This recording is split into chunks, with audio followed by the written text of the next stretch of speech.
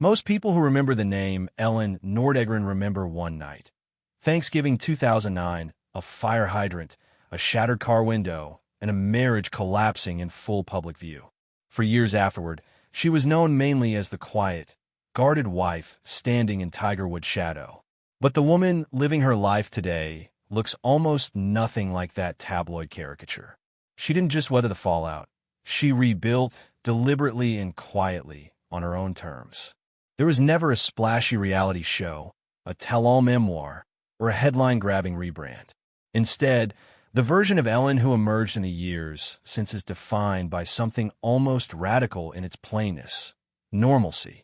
Picture her at a youth sports complex in South Florida, coffee in hand, dressed simply, wrangling a house full of kids, a scene that could belong to any busy parent, if not for the history behind her.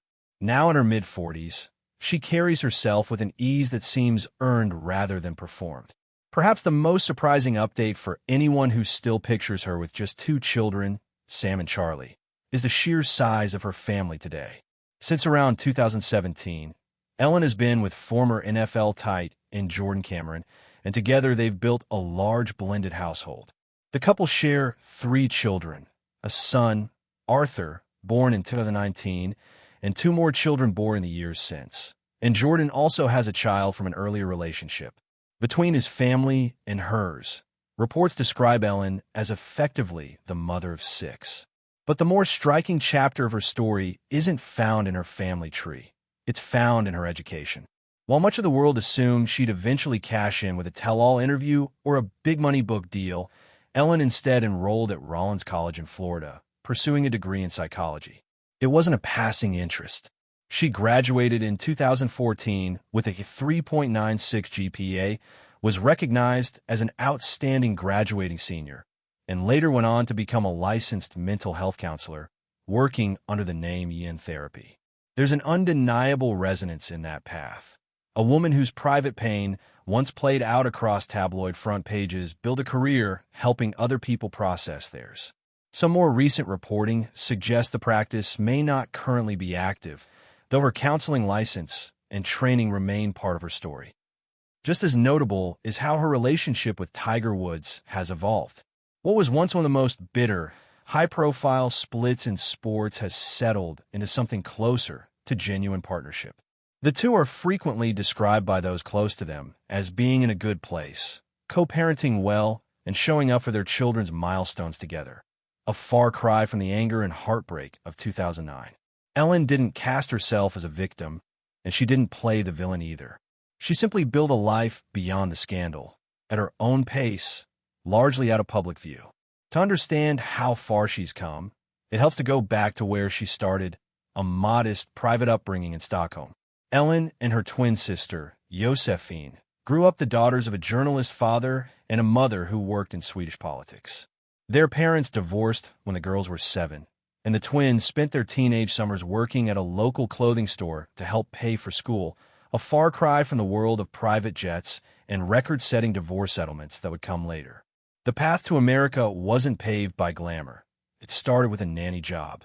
Ellen took a position caring for the children of Swedish golfer Jesper Parnevik's family, a move that relocated her to the United States and, indirectly, put her in the same orbit as Tiger Woods, then the most dominant athlete on the planet. When Woods first took an interest in her, she wasn't particularly impressed by his fame. In fact, she initially turned him down, more focused on her studies and a future in child psychology than on dating a golf superstar.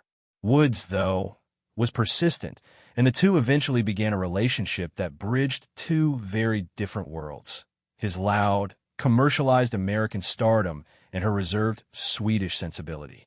As their relationship grew through the early 2000s, Ellen became known as a steady, private presence at tournaments, a fixture in the gallery who avoided interviews and never sought attention for herself. Friends from that era describe her as fiercely protective of their privacy, a wall that, in hindsight, would end up concealing far more than either of them likely intended. By the time they were a fixture of the sports and celebrity landscape, Ellen had settled into a role many envied but few understood. She wasn't chasing headlines or building a media brand. If anything, Those who knew her described someone quietly figuring out who she wanted to be outside of being the wife of. That undercurrent, a search for something more substantial than the trophies and headlines, would eventually shape the life she leads now, though at the time, few could have predicted how. Their October 2004 wedding at the Sandy Lane Resort in Barbados was less a private ceremony than a full-scale production. Woods reportedly rented the entire resort for over a week and chartered every available helicopter and boat on the island to keep photographers away, a level of security usually reserved for heads of state. Under a pagoda decorated with thousands of imported roses, 24-year-old Ellen stood at the edge of a golf course as the sun set, in front of a guest list that reportedly included Michael Jordan, Charles Barkley, and Oprah Winfrey. It was, by most accounts, a stunning display of quiet luxury before the phrase existed, right down to the name of the 155-foot yacht where the couple spent their wedding night: privacy. In retrospect, that detail reads almost like foreshadowing. The walls the couple built to keep the world out would, a few years later, prove just as effective at keeping secrets in. By the mid-2000s, the couple had settled into life at their Florida estate, and to the outside world, everything looked close to perfect. Their daughter, Sam Alexis, was born in 2007, and their son, Charlie Axel, followed in early 2009. Ellen leaned hard into motherhood, often seen pushing a stroller through quiet, gated neighborhoods far from the spotlight that followed her husband everywhere. But behind that picture of domestic stability, tension was building. Wood's success on the course came with a private life that was increasingly at odds with the image being sold to the public, and Ellen, by most accounts isolated, surrounded largely by her husband's staff and handlers, was navigating a growing unease she couldn't yet name. The silent queen reputation she'd built wasn't just about being private by nature. It increasingly reflected a marriage under real strain, hidden behind a carefully maintained public image. That strain broke into public view in the early hours of November 27, 2009. A black SUV backed out of the couple's driveway, struck a fire hydrant, and crashed into a tree near their Florida home. When police arrived, they found Woods lying in the street, injured, with Ellen nearby holding a golf club, an image that would become one of the most talked-about details of the entire saga. The first version of events framed Ellen as a rescuer, breaking a window to free her husband after the crash. Within days, though, that story unraveled under public scrutiny, especially after a tabloid report alleging an affair surfaced just before the crash. Questions multiplied. Why was Woods leaving the house at 2:30 in the morning, and why did the situation escalate the way it did? As more women came forward in the following weeks alleging affairs with Woods, what began as a single-car accident became one of the most dissected celebrity scandals in modern memory, and Ellen found herself at the center of a media storm she never sought. Rather than granting interviews or defending herself publicly, Ellen did what she'd always done. She went quiet. This time, though, the silence wasn't protecting her marriage. It was protecting herself while she figured out what came next. The couple finalized their divorce in August 2010, with reports of a settlement in the neighborhood of $100 million. Rather than retreating into a life of leisure, Ellen used that stability as a launching pad.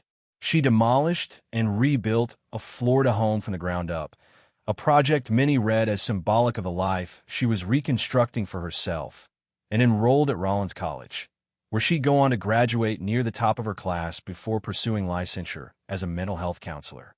In interviews over the years, she's been consistent about her priorities, that money made things easier but never made her happy, and that she always intended to build a career of her own, with or without Woods in her life.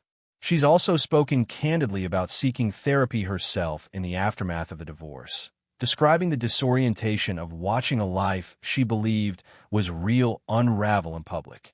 Alongside her education, her personal life moved forward as well. She met Jordan Cameron, a retired NFL player, through mutual friends in Miami in the late 2010s, and the two quietly built a relationship and, eventually, a large blended family together. Meanwhile, her relationship with Woods gradually thawed into genuine co-parenting,